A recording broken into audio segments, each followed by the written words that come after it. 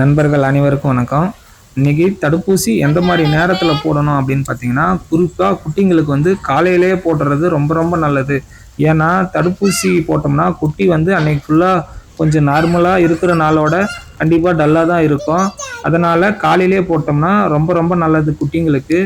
ஏன்னா தடுப்பூசி ஒரு பெட் ஷாப்லேயோ இல்லை ஒரு மெடிக்கல்லையோ நம்ம போய் வாங்குகிறோம் அப்படின்னு பார்த்தீங்கன்னா, குறைஞ்சது 5 நிமிஷத்துக்கு உள்ள, அதிகபட்சம் 5 நிமிஷம் அதுக்குள்ளே போட்டுறணும். ஏன்னா ஃப்ரிட்ஜிலேருந்து எடுத்த உடனே நம்ம தடுப்பூசியை ஒரு 5 நிமிஷத்துக்குள்ளார போட்டோம்னா தான் அந்த தடுப்பூசி வந்து அந்த குட்டிகளுக்கு வேலை செய்யும்.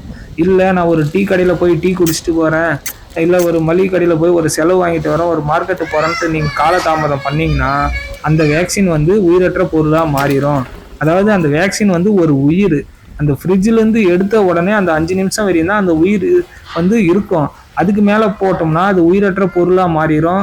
ஏன்னா அந்த தடுப்பூசி வந்து அந்த இன்னொரு வர்ற நோயோட இருந்து எதிர்ப்பும் தன்மை வந்து ரொம்ப செயலிழந்துடும். அதனால் நீங்கள் வந்து இந்த தடுப்பூசியை கேர்ஃபுல்லாக போடணும். குறித்த நேரத்தில் கண்டிப்பாக டாக்டரை கன்சல்ட் பண்ணி தடுப்பூசி போடணும்.